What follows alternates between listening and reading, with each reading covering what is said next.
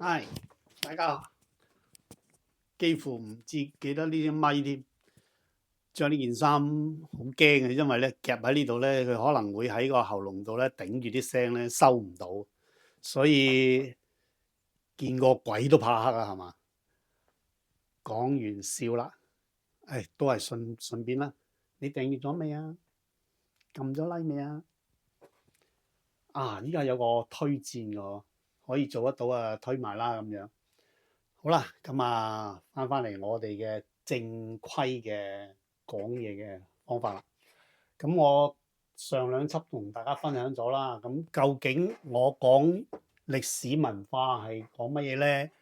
戲曲又講咩呢？咁樣。咁今日咧就輪到我講戲劇啦。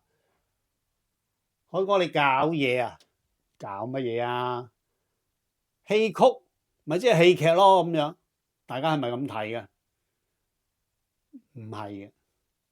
戲劇就係做緊嘅戲，戲曲就係戲劇裏邊嘅唱段，係咁樣去分嘅。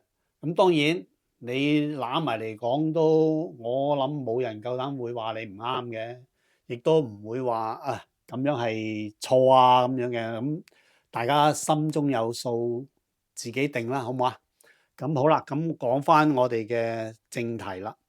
咁大家有冇留意到我上面咧，好似寫到好黑咁啊，睇唔到咁啊，藍色嘅一啲字啊？又係講嗰句啦，懶啊，自己因為支筆可能擺得耐咧，乾咗，所以遲啲我買個支同大家寫翻清楚啲，同大家嘅交代啊，冇意思噶，講噶咋。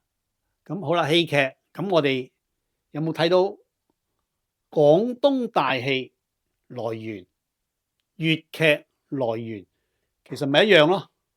廣東大戲咪即係粵劇咯？海哥又搞笑啦，唔係，廣東大戲係以前嘅叫法。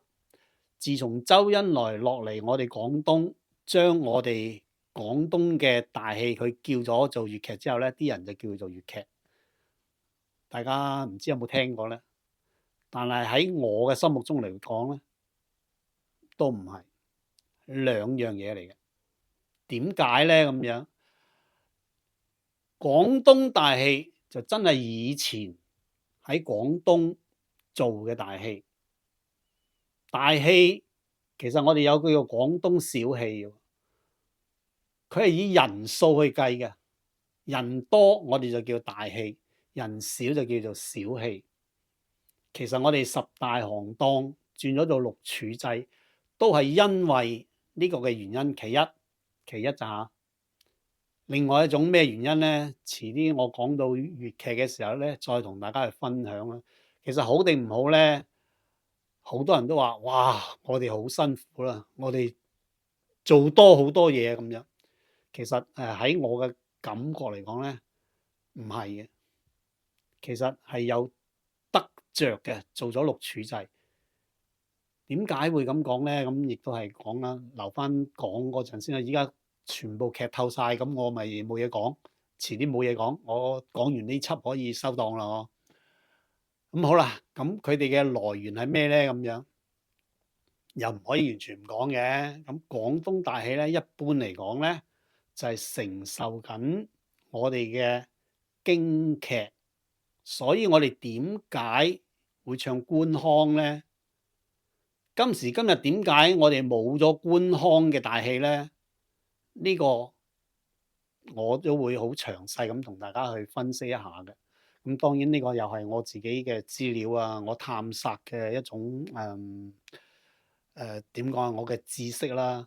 咁粵劇又點嘅呢？咁粵劇我哋真正響幾時實際嘅，我唔知，但係一定係1840年之後，至到1910年裏邊形成咗嘅。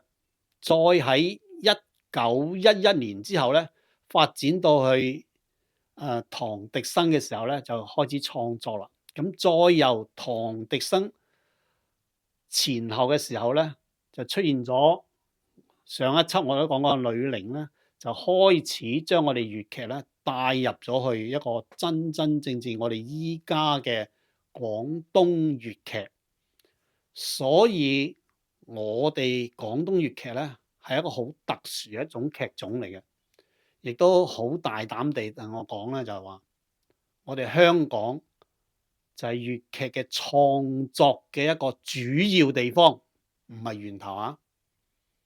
所以點解我哋粵劇喺香港立足得咁好咧？就係喺呢度啦。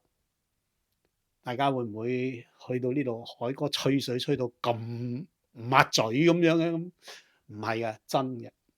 再同大家樣樣分析咧，希望大家如果有興趣嘅話，一路聽落去啦。咁我亦都會同大家分享下四大腔。咩叫四大腔啊？大家都知㗎啦，我都曾經講過啦。嚇，抑揚腔啦，餘姚腔啦，海鹽腔啦，昆曲啦。大家有冇留意一樣嘢？點解昆曲唔叫昆腔嘅咧？咁呢啲講到四大腔嘅時候，再同大家去分享。咁啊，昆曲人人都話佢係南曲，我話佢係北曲。點解咧？亦都係到時講到嘅時候，同大家去分享究竟點解昆曲喺我嘅定性佢係北曲咧咁樣。咁大家如果係有興趣嘅話咧，都留言話俾我聽，你點睇？究竟佢係南曲定北曲啊？咁樣啦。咁等我都睇翻我嘅資料，會唔會我真係差錯腳咧咁樣？我都講我喺度同大家係做一個互動嘅啫，我並唔係去教大家，亦都唔係將我嘅嘢係將呢度鋪咗落去當一個點個學術性咁話俾大家聽，唔係嘅，我同大家去分享嘅啫。咁呢個我做呢個 YouTube 咧，都係我自己嘅興趣會多過我想要得到嘅嘢嘅，所以希望大家多啲去同我互動啦。咁另外咧，我都曾經講過四大徽班入京嘅時候係咪帶咗皮黃腔啊？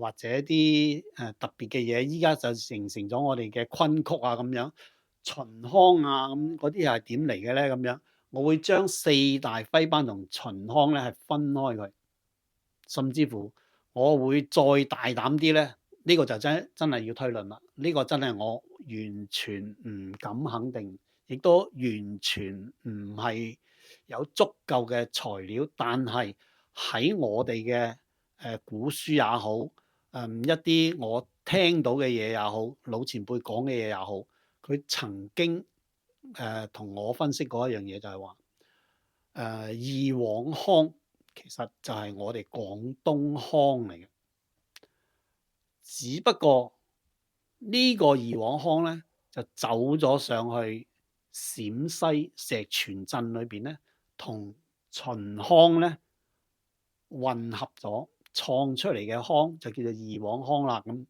佢係有原因嘅，但係呢個原因成唔成立咧？我自己都唔敢去好肯定咁樣。咁我會同大家講完之後咧，就大家自己去定性一下，究竟係咪真係我哋嘅腔嚟嘅咧？咁樣。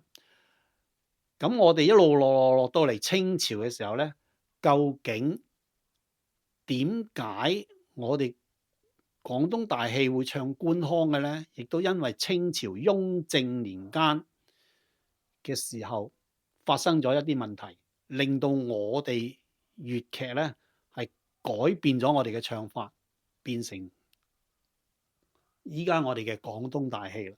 咁另外仲有咧，想提翻一樣嘢咧。曾經有個網友咧，佢就問我啲嘢，佢話我答佢唔到，甚至會叫人唔好睇我啲片。我睇唔睇大家自己定啦。咁我亦都冇得去勉強大家嘅。咁佢我唔係想講佢啲乜嘢，我淨係想知道大家點睇啫。